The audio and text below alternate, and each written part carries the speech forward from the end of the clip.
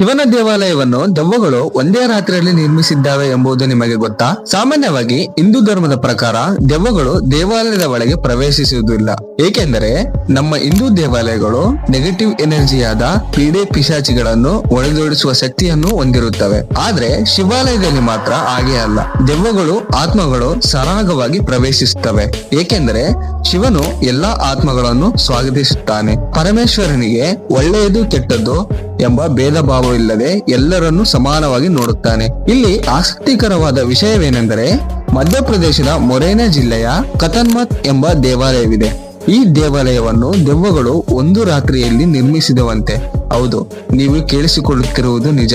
ಶಿವನ ಮೇಲಿರುವ ಅಪಾರ ಭಕ್ತಿಯಿಂದ ದೆವ್ವಗಳು ಕಲ್ಲುಗಳನ್ನು ಹೊತ್ತುಕೊಂಡು ಬಂದು ಒಂದು ರಾತ್ರಿಯಲ್ಲಿ ಈ ಪುರಾಣ ದೇವಾಲಯವನ್ನು ನಿರ್ಮಿಸಿದ್ದಾವೆ. ಪರಮೇಶ್ವರನು ತ್ರಿನೇತ್ರಧಾರಿ, ಭಕ್ತರ ಕಷ್ಟಗಳನ್ನು ನಿವಾರಿಸುವ ದೇವನು. ಶಿವನ ಪ್ರೀತಿ ಸದಾ ತನ್ನ ಪೂಜಿಸುವ ಭಕ್ತಾದಿಗಳಿಗೆ ಸಲ್ಲುತ್ತದೆ.